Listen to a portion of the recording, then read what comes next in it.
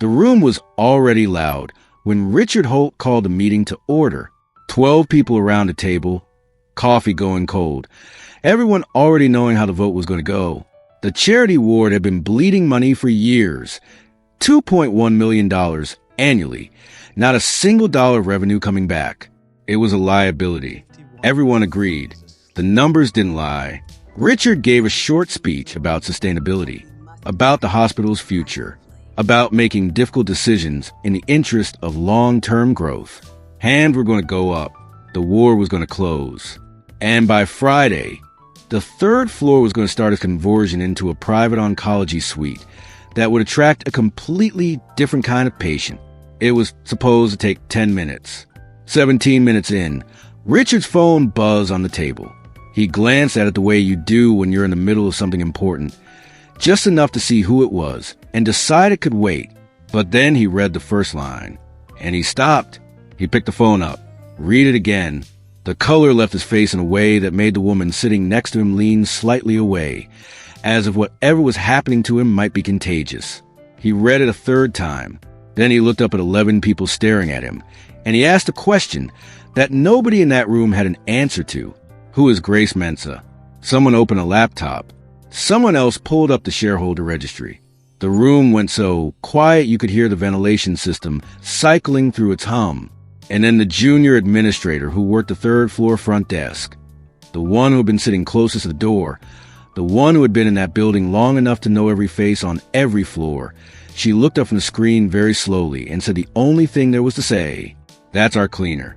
Welcome to Echotales. If this is your first time here, make sure you subscribe, because we tell the stories that most people never get to hear. And this one is going to stay with you." 3 years before that room went silent, Grace Mensah was pulling into the hospital parking lot at 5 in the morning in a car that didn't say anything about who she really was. Not deliberately plain, not a statement, just a car. She sat in it for exactly 2 minutes every morning before she got out. She had done this since her first week, and she had never quite been able to explain why, even to herself. Maybe it was the stillness. Maybe it was the last 2 minutes of the day that belonged entirely to her before she walked through those doors and became invisible. She collected her cart from the supply room, badged into the staff entrance, and started on the third floor the way she always did. Methodically, quietly, working from the far end of the corridor toward the nurse's station. She knew this building the way most people know a childhood home. She knew which elevator ran slow in the mornings. She knew the night nurse on 3 took her break at 2 in the morning, and sometimes cried in the linen closet. She knew the vending machine on the second floor gave you 2 bags if you pressed B4 twice, and she had been meaning to tell someone about that for 3 years and never had. She knew every patient on this floor. Not from the charts. She couldn't access those. She knew them from proximity, from the things people say when they think no one important is listening. From body language in doorways, from the particular silence of a room where someone has just received bad news versus the particular silence of a room where someone is simply sleeping. Grace had developed a fluency in this building that no one on the executive floor could have bought. And every week, without fail, she opened a second phone, not the one she used for everything else, a separate one, registered to a name that wasn't hers. And she'd paid a bill. Sometimes 2, always anonymously, always to the hospital's charitable payment portal, which processed the transactions without flagging the source as long as the account had been pre-verified. Grace had made sure it was pre-verified a long time ago. In 6 years, she had quietly cleared $340,000 in patient debt, but that wasn't even close to the biggest secret she was keeping inside this building. She kept a notebook in the bottom of her cleaning cart, small, black, tucked under the spare gloves and the backup trash bags where nobody ever looked. Because nobody ever looked at a cleaner's cart. Inside it were names and room numbers and amounts and small notes she had written to herself in the margins. Things she had overheard. Things she had observed. Things that kept her up at night when she lay in the apartment that looked nothing like the life she actually had access to. This week, the notebook had 4 names in it. Room 304 was a woman named Sandra. Single mother. 2 children at home. waiting on a surgery that had been approved in principle but kept getting administratively delayed because of an outstanding balance from a previous admission, $4,200. The surgery would move forward the moment that balance cleared. Sandra had been making calls every other day trying to negotiate a payment plan, and every other day the calls went to the same hold music and the same representative who was very sorry but could not override the billing system. Grace had cleared the balance on Monday. The surgery was now rescheduled for the following week. Sandra didn't know that yet. Grace liked it better that way. Room 311 was a man named Mr. Cecil, 77 years old, Jamaican, the kind of dignity that fills a room without announcing itself. He had been in the hospital for nearly 3 weeks, and in that time he had received 0 visitors because his daughter was in London, and he had been telling her on every phone call that he was perfectly fine and there was absolutely no need for her to come. He called her young lady, the way he called Grace young lady, the way Grace suspected he called every woman under 60 young lady because it was simply how he was built. He asked Grace about her weekend every morning, even though she never really answered. She had started bringing him his tea slightly stronger than the hospital standard because she had heard him ask for it that way once and never get it right again. Room 318 was a 17-year-old boy who hadn't told anyone his name. The staff called him by his chart name, but he hadn't responded to it or to much else since he'd been admitted after the accident. No parents had come. A social worker checked in twice a week and filed her notes and moved on to the next case. Grace had started leaving a chocolate bar on his windowsill every morning during her first round. He had never acknowledged it. It was always gone by noon. And room 322 was Diana. Diana was the one Grace couldn't stop thinking about. 38 years old, admitted for what should have been a straightforward procedure. Complications that kept her there 3 weeks longer than anyone had planned. Her sick leave had run out. Her landlord had sent messages that Grace had never read, but could reconstruct in particular way Diana held her phone after checking it. $61,000 on her account and climbing. Grace had already cleared $30,000 of it 2 weeks ago. Diana didn't know that either. What Grace didn't know was that tonight, when she came to do her last round, Diana had been sitting on the edge of the bed in her street clothes with her bag packed beside her, ready to walk out against medical advice, because she could not watch that number get any higher. Grace had set down her mop and sat in the visitor's chair, something she almost never did, and she had said 3 words. Don't go yet. Diana had looked at her the way people look at someone who has just said something that doesn't fit the role they've been assigned. The cleaner wasn't supposed to say that. The cleaner wasn't supposed to sit down. The cleaner wasn't supposed to look at her like that, like she actually knew something, like she was actually asking. Grace had told her to give it until morning, that the number would look different. Diana had put her bag back down. That had been 2 hours ago. And Grace was now at the end of the corridor, sitting on the floor with her back against the wall, notebook open in her lap. And for the first time in 3 years, she had written something at the bottom of the last page that wasn't a room number or a bill amount or a name she had overheard. She had written her mother's name, Grace Mensah, and underneath it, in the smallest letters she had ever written in that notebook. Not this time. To understand why a billionaire was mopping floors she legally owned, you have to understand what those floors took from her first. 20 years ago, Grace Mensah was 41 years old, and she was the kind of woman who made a room feel safer just by being in it. Not because she was loud about it, not because she announced herself, but because she was the type of person who remembered things. The name of your mother, the thing you mentioned in passing 3 weeks ago that you assumed nobody had heard, the way you took your tea. She had cleaned the 3rd floor of Mercy General Hospital for 19 years, and in that time she had watched hundreds of patients come and go, and she had prayed for most of them by name on her lunch break, standing at the window at the end of the corridor, where the light came in strongest in the afternoons. Grace used to come in after school sometimes and sit in the staff corridor doing homework while her mother finished her shift. She was 14 and she was watching everything, the way quiet children do. She watched the way her mother moved through that building. Purposeful, unhurried, warm in a way that cost her nothing, because it was simply who she was. She watched the doctors walk past without looking up. She watched the administrators talk around her mother, as though she were part of the architecture. And she watched her mother smile anyway, Every single time. Because Adwoa Mensah had decided a long time ago that other people's blindness was not going to determine how she showed up. One evening in the middle of an ordinary week, Adwoa collapsed on the third floor. Mid-shift. No warning. One moment she was there. The next she was on the floor of the corridor she had cleaned 10,000 times. And the building she had given 19 years to was suddenly the building trying to figure out what to do with her. They treated her. Of course they did. She was right there. She was staff. It was the right thing to do. Tests, scans. 3 days as a patient on the same ward.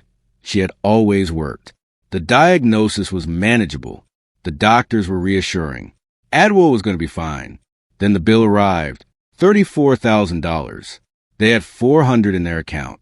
Grace remembered the night the envelope came. She remembered the way her mother picked it up from the table, opened it with the same steady hand she used for everything, read it once, folded it neatly along its original crease, and put it in the kitchen drawer. Then she went and made dinner. She didn't say anything about it. She didn't sit down heavily or put her head in her hands. She just moved around the kitchen the way she always did. And the food was on the table 20 minutes later, and they ate, and her mother asked about Grace's day at school and listened to the answer like it mattered. Grace went to bed that night and lay in the dark and listened to her mother cry in the kitchen, very quietly, the kind of crying that has been practiced into smallness so that it doesn't travel through walls. But it traveled. Grace heard every second of it, and she did not go out, and she did not say anything because she understood instinctively that her mother needed those few minutes to be the only ones who knew. She never forgot that sound, not once in 20 years.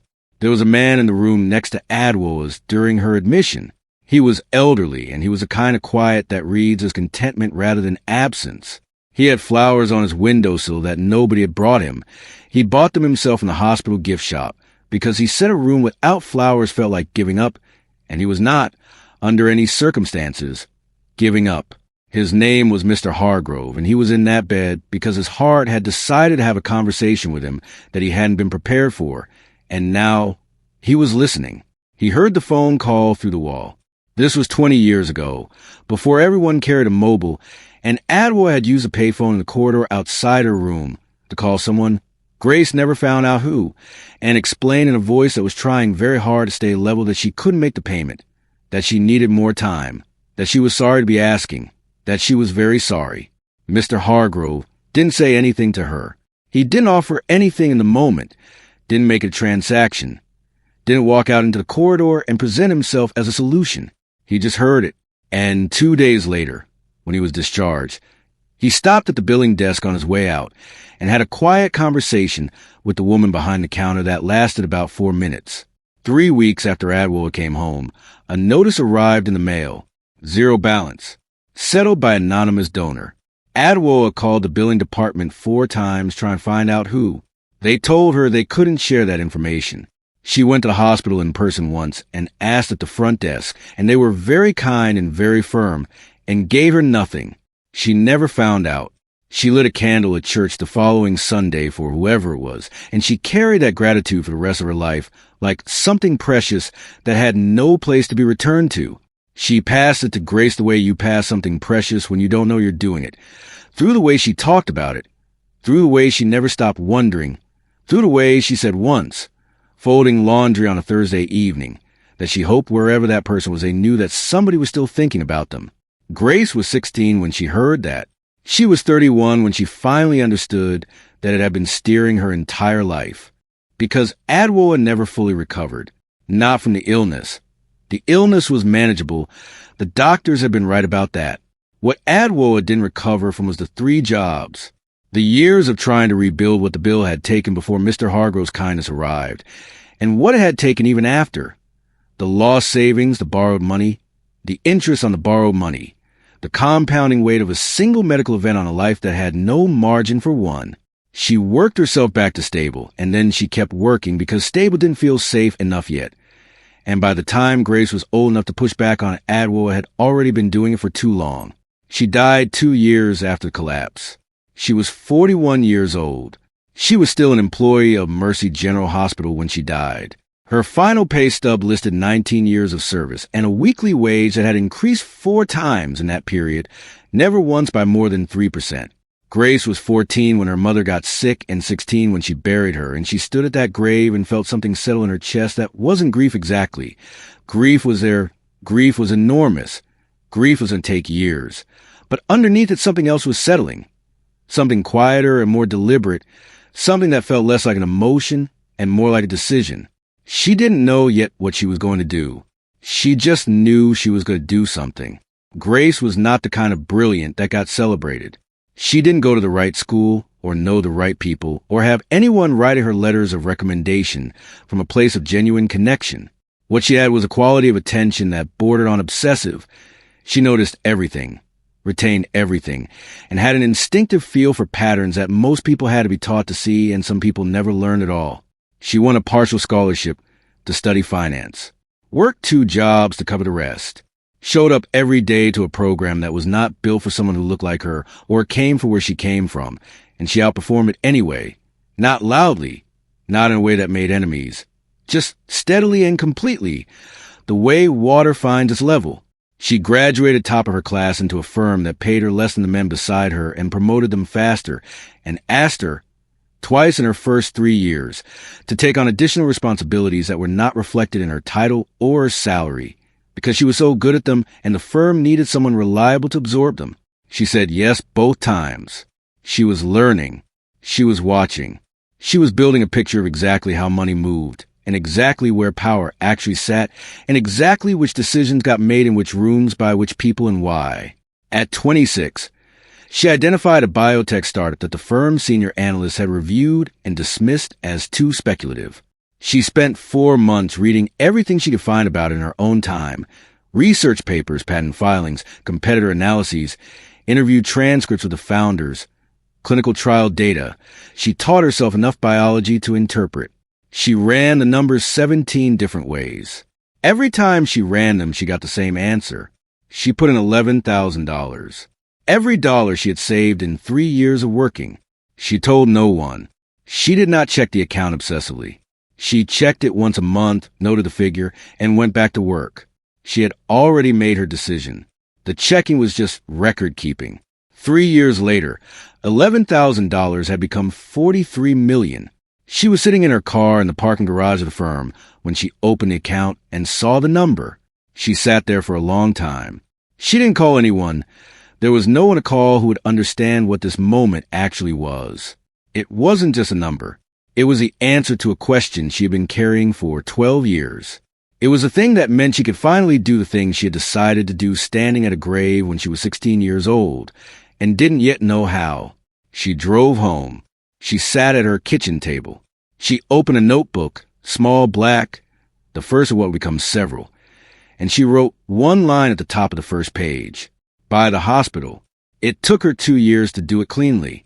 2 years of lawyers who signed confidentiality agreements before they were told who they were working for or why. 7 shell companies layered carefully enough that no single search would surface her name.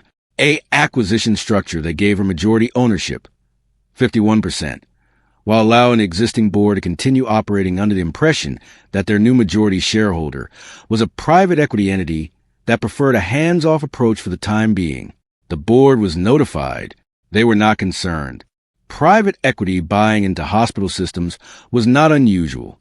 The shareholder had waived their board seat, which read as a firm that had purchased for asset reasons rather than operational ones. Richard Holt sent a brief acknowledgement letter and went back to his sustainability projections. Grace submitted her cleaning staff application the same week the acquisition closed. She requested placement on the 3rd floor. She was hired within the week because nobody runs a deep background check on a cleaning applicant, and nobody had any reason to think they should.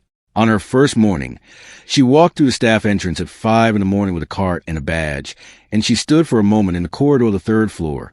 The corridor her mother had cleaned for 19 years. The corridor where Adwoa had collapsed.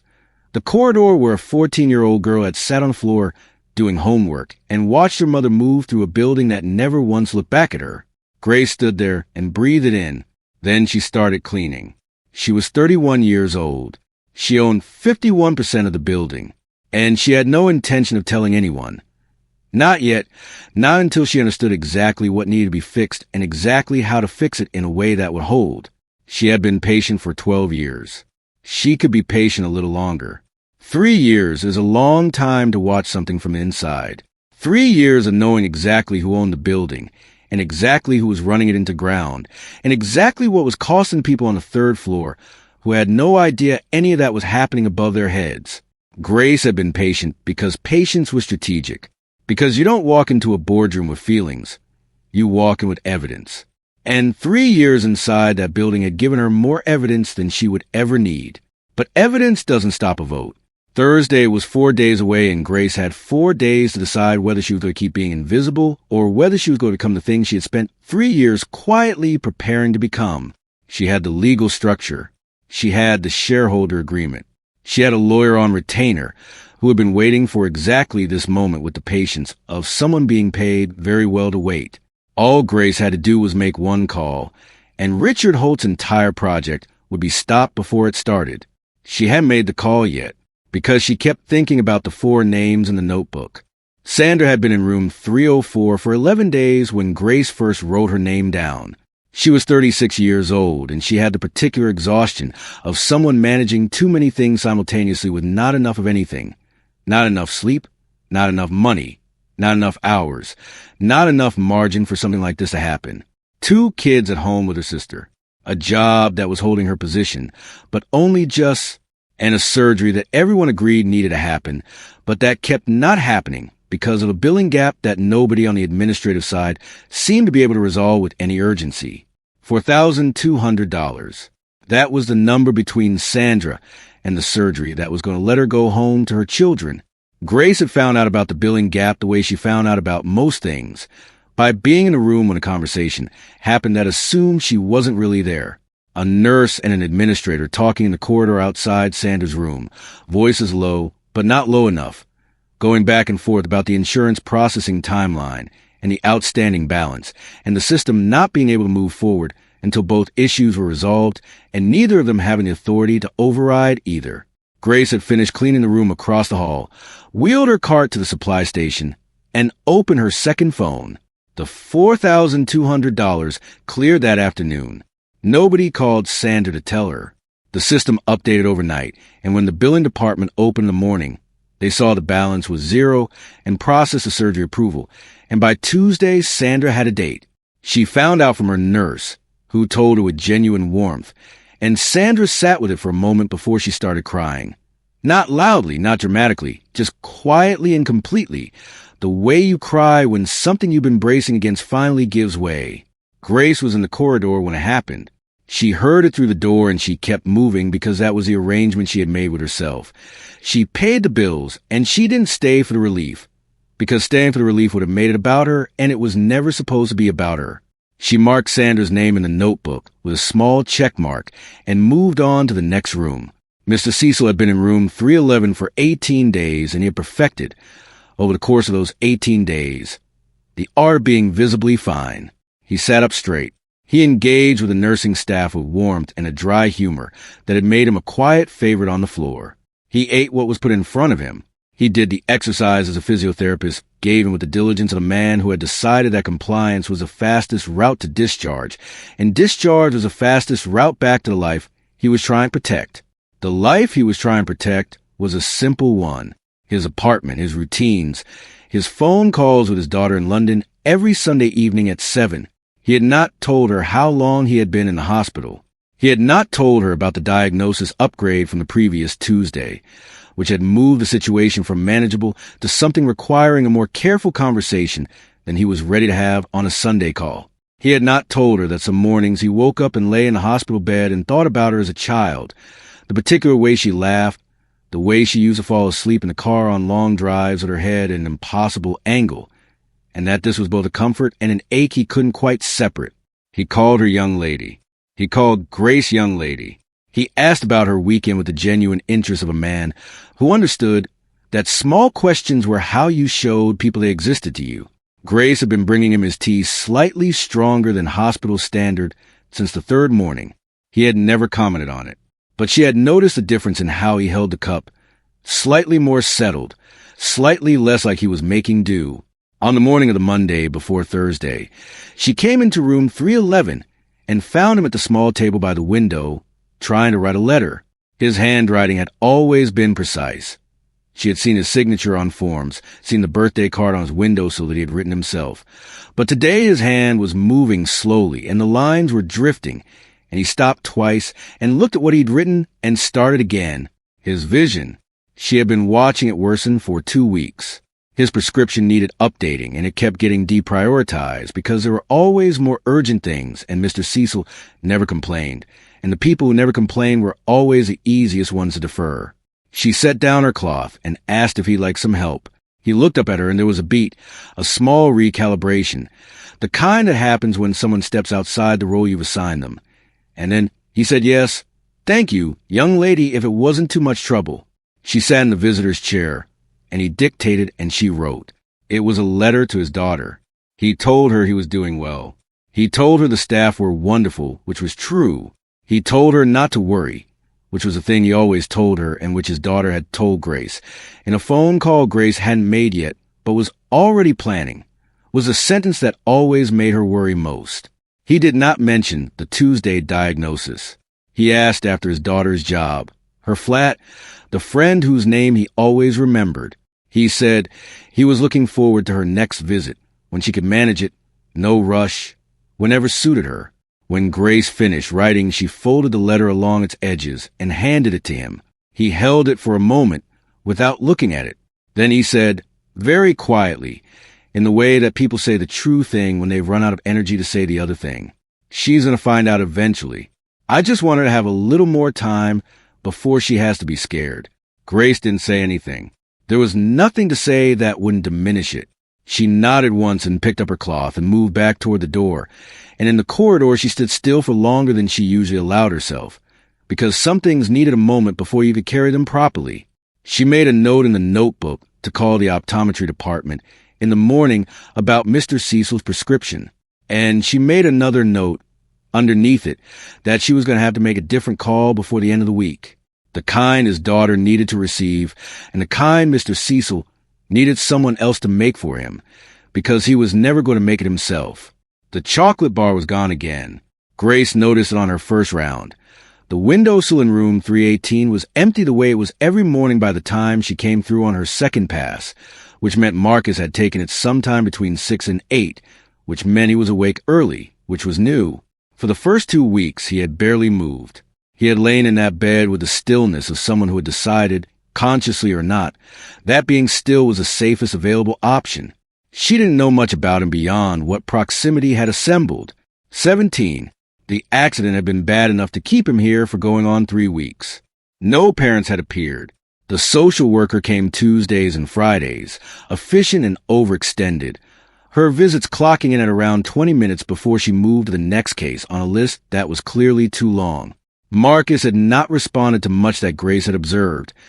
Not to the social worker's questions with more than 1 or 2 words, not to the nurses beyond functional compliance, not to the television that played at low volume in the corner of his room for most of the day. But the chocolate bar was always gone by noon. On Tuesday morning, she came in for her second round, and Marcus was sitting up, not lying, not turned toward the wall, sitting up with the particular straightness of someone who has decided to be present in a room for the first time in a while. He didn't look at her directly when she came in. He watched her move through the room the way he had probably been watching from his peripheral vision for days without letting it show. She was almost done when he said it, quietly, not looking at her. "Why do you keep leaving those?" She didn't stop moving, didn't make it bigger than it was. She straightened the last surface and said, without turning around, "Because everybody deserves something that isn't medicine." He didn't respond. She moved toward the door, and as she reached it, she glanced back, just briefly, just enough, and Marcus was almost smiling. It was small, and it was careful, and it disappeared almost immediately. The way something shows up on a face before the person remembers they were trying not to let things show. But it was there. Grace pushed her cart into the corridor and kept moving. She didn't write anything in the notebook about Marcus. Some things didn't need to be recorded. Some things you just carried. Diana was the one Grace had been circling for 2 weeks and hadn't been able to stop circling, because Diana was the one that felt most urgent and also the one Grace had the least ability to fix from the outside. The bill was one thing.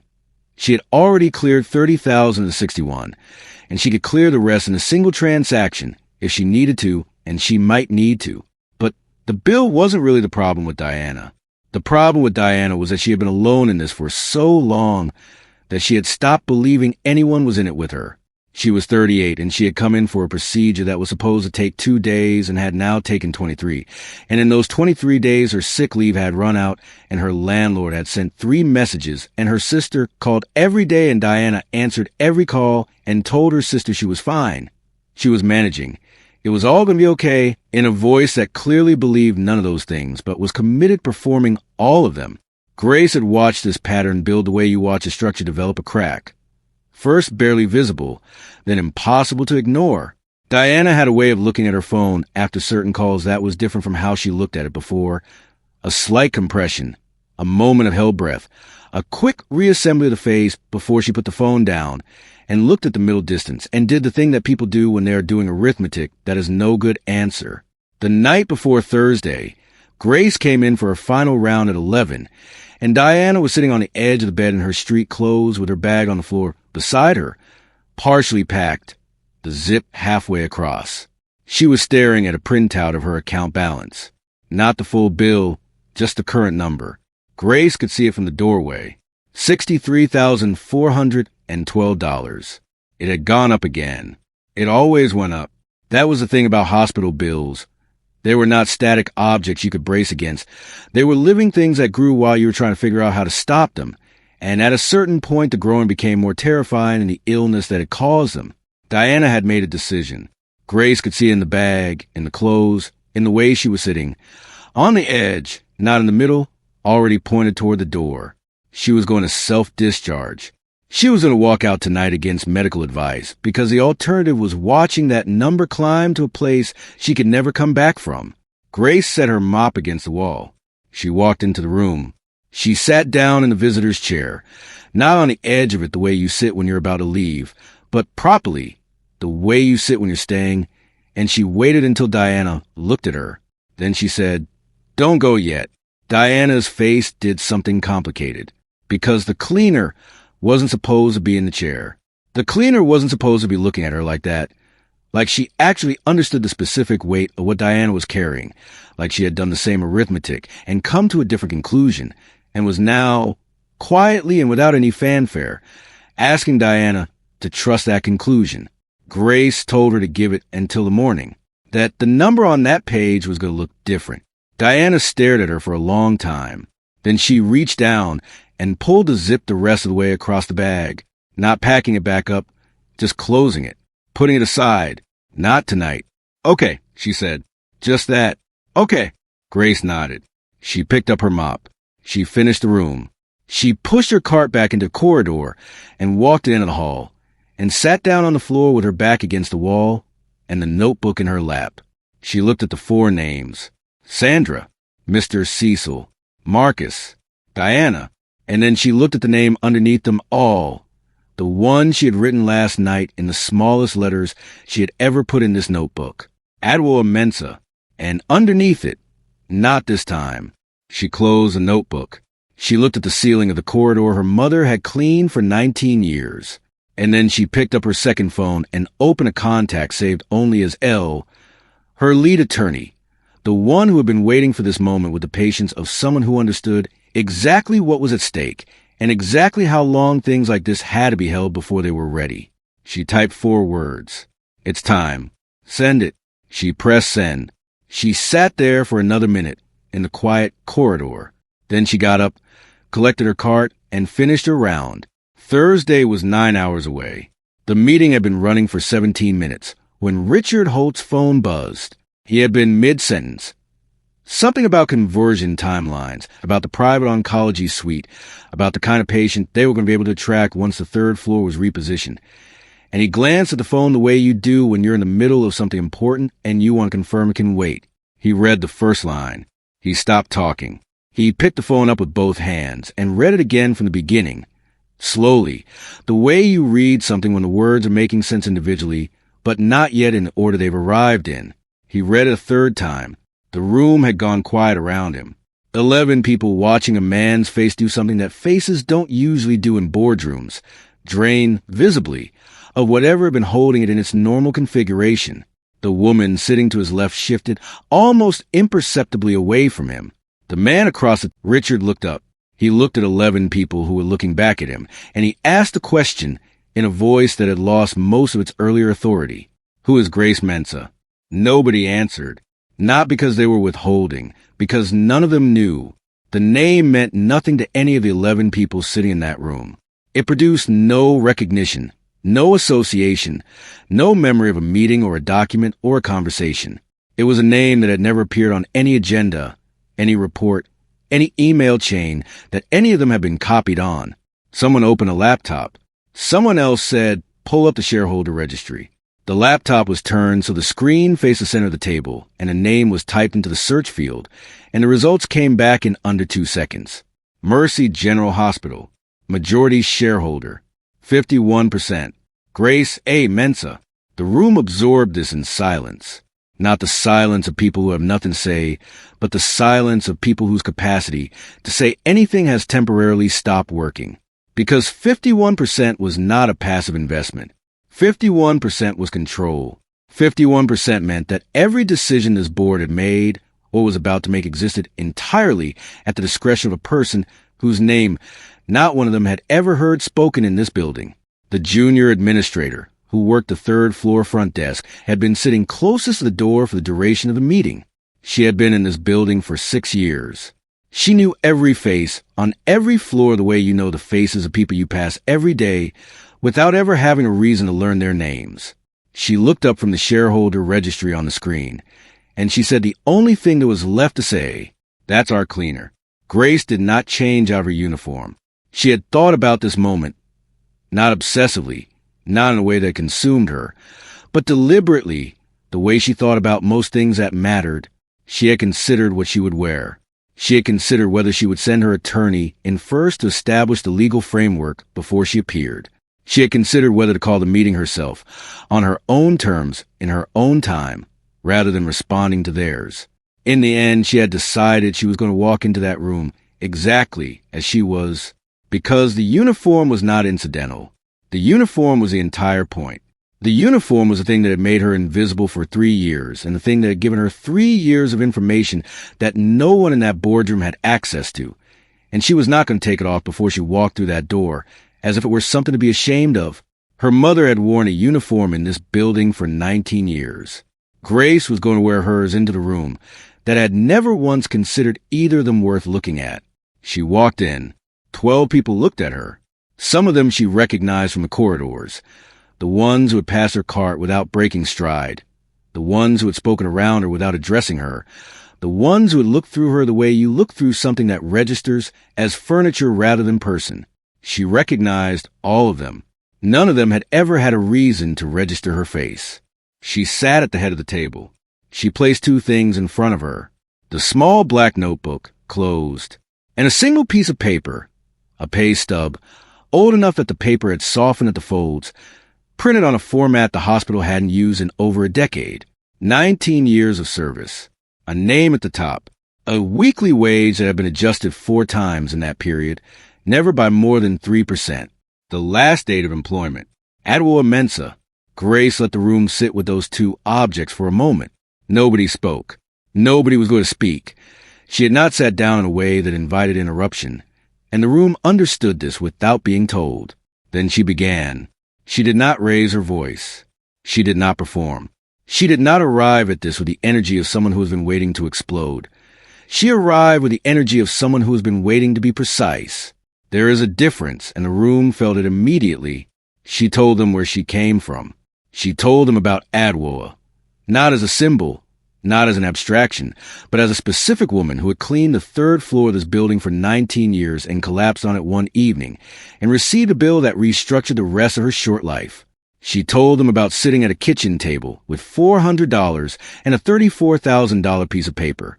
She told them about lying in the dark, listening to her mother cry in a way that had been practiced into smallness, so it wouldn't travel through the walls.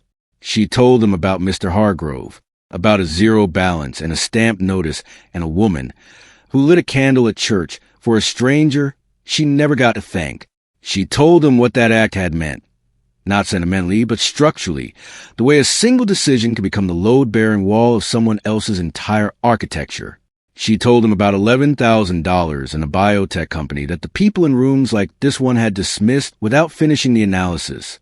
She told him about $43 million in a kitchen table and a notebook, and one line written at the top of the first page. Richard Holt opened his mouth twice. She did not stop for him either time, not aggressively. She simply continued at the same pace, with the same precision, because what she was saying was not yet finished, and she was not in the habit of leaving things unfinished. She told them why she hadn't taken a seat on the board when she acquired the majority share. She told them that boardrooms make decisions about floors they've never stood on, about patients they've never looked at, about costs they've calculated without including the human variable, and that she had needed to stand on that floor first. She had needed to understand what was actually happening at the level where it was actually happening before she walked into a room like this one and started making changes that would affect real people whose names she intended to know before she made them. She opened the notebook. She read 4 names. Sandra, Mr. Cecil, Marcus, Diana. She told them about each one, not their diagnoses, their situations, the surgery that kept getting delayed for a $4,000 gap. Nobody had the authority to override. The man who was writing letters to his daughter in London that left out the most important information because he was trying to give her a little more time before she had to be scared. The 17-year-old boy who hadn't spoken to anyone in 3 weeks and who had started to almost smile. The woman who had been sitting on the edge of her bed at 11 o'clock at night with a packed bag and a bill she couldn't survive and who had agreed to stay one more night because someone had sat in the visitor's chair and asked her to. These are 4 people currently on the 3rd floor of this building, Grace said, who are fighting for their lives and their bills at the same time. I have been managing that quietly for 3 years. But quiet isn't working anymore, because you were about to make it permanent. She closed the notebook. The room was absolutely still. The vote on the charity ward closure did not happen. There was no longer a vote to take. The majority shareholder had spoken. The shareholder agreement was unambiguous, and Richard Holt had read enough of it in the 17 minutes since his phone buzzed to understand that there was no procedural path through which the board could override what Grace had just told him. He resigned before the end of the day. He did not make a statement. He collected his things from the office on the 4th floor, the office directly above the 3rd floor corridor where Grace sat on the floor some nights with her notebook, and he left the building without speaking to anyone, and the door of Mercy General closed behind him for the last time. Grace's legal team sent the restructuring proposal at 12:47. It was precise, and it was comprehensive, and it was clearly the work of someone who had spent 3 years watching a system fail from the inside, and had used every one of those days to design something better. The patient relief unit would be funded through a dedicated allocation of hospital revenue, adjusted annually and protected from discretionary budget decisions by a clause in the hospital's new operating charter that required a 75% board supermajority to amend. It could not be voted away on a Thursday morning by 12 people who had never spent a night on the 3rd floor. Alongside the revenue allocation, Grace established an endowment, $20 million of her own money, placed into a fund that would generate returns sufficient to cover the charity ward's operating costs indefinitely, a buffer against the years when revenue allocation fell short, a guarantee that what had nearly been taken away that Thursday morning could not be taken away again by a different Richard Holt in a different year with a different justification. She named it the Adwell Emancipation Relief Fund. The board approved the full proposal in 11 minutes. It was the fastest vote in the hospital's recorded history. Grace noted this without commenting on it. Sandra's surgery was scheduled for the following Tuesday. It went without complication. Grace was not in the surgical wing. She had no reason to be, and she would not have gone even if she had, because this was not hers to witness.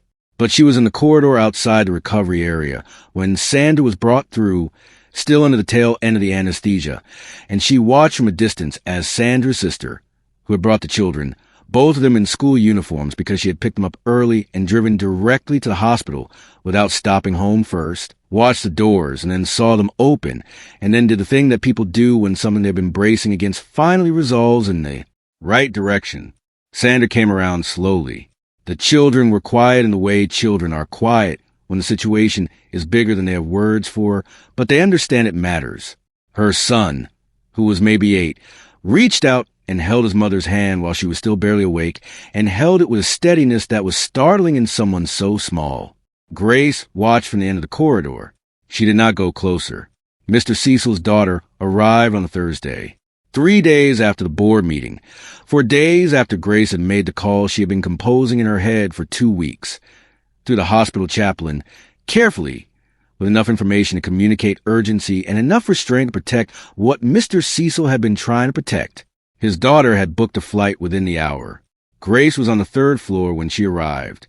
She saw her come through the doors, a woman in her early 40s, carrying a bag that had been packed in a hurry, moving with the particular speed of someone who has been frightened for several hours and is now channeling it into forward motion. She asked at the nurse's station for room 311, and she was pointed down the corridor, and she went. Grace was at the supply station at the end of the hall. She had a clear line of sight to the door of room 311. She watched the daughter go in. She heard, after a moment, Mr. Cecil's voice, surprised, and then not surprised, and then something that wasn't quite either. She couldn't make out the words. She didn't need to. Mr. Cecil looked at her across the corridor through the small window in his door. Just for a moment, his daughter had her back to the window, facing him, and he looked past her at Grace with an expression that contained more than Grace could have named and didn't try to. He nodded once. Grace nodded back. She went back to work. Marcus left on a Friday morning, 3 weeks after Grace had first left a chocolate bar on his windowsill. He was discharged just before 9. Grace was on her first round when she saw the room being cleared, the television off, the bed being stripped, the particular emptiness of a hospital room that has just released someone back into the world. She went in to clean it, on the windowsill. In the spot where the chocolate bar had always been, there was a note, folded once. No envelope. She opened it. It said, "I'm going to be okay. Thank you for the chocolate." That was all. Grace stood at the window for a moment and looked out at the morning. The same window, the same light, the same city moving below. Then she folded the note and put it in the pocket of her uniform and finished cleaning the room. She did not put the note in the notebook. Some things you don't write down. Some things you just carry.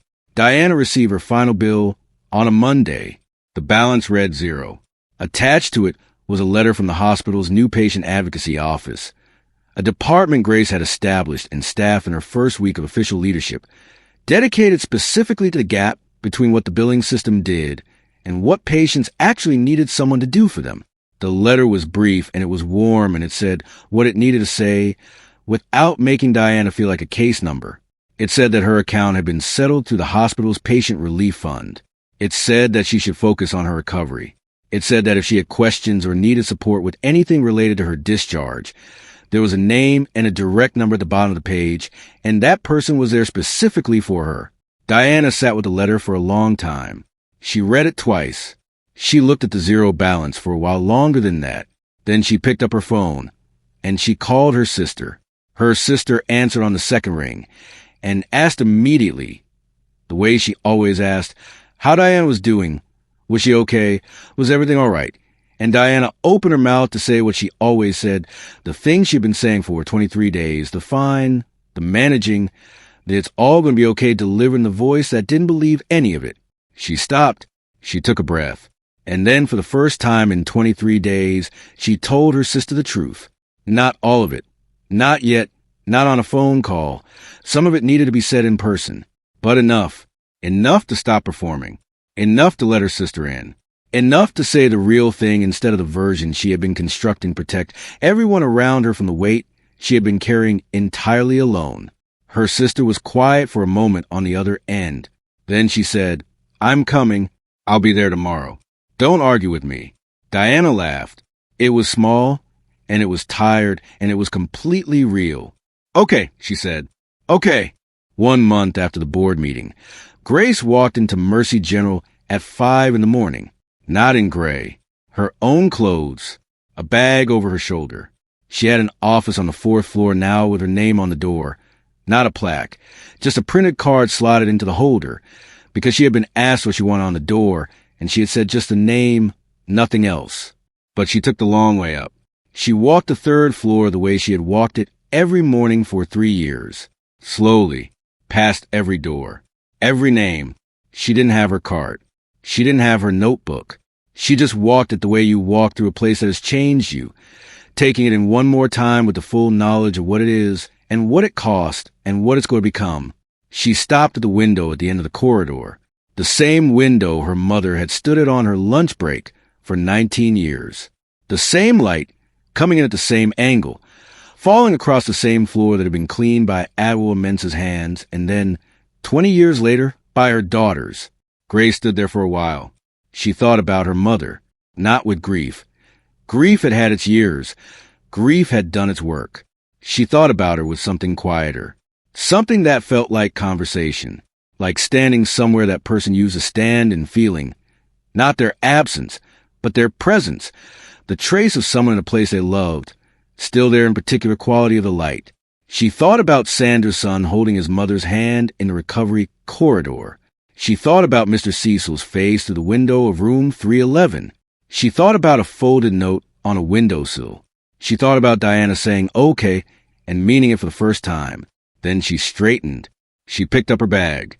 She turned away from the window, and she walked to the elevator and pressed for and rode it up to the floor where her name was on the door and her work was waiting. She had a full day ahead of her. There were more names to learn. She never needed them to know who she was. She never needed the title or the credit or the moment of recognition.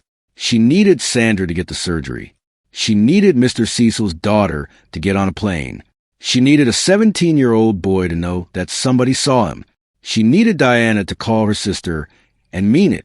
She needed the lights on the third floor to stay on. Her mother had cleaned those floors for 19 years and never got to see what they could become. Grace had spent the last 3 years making sure they became it anyway.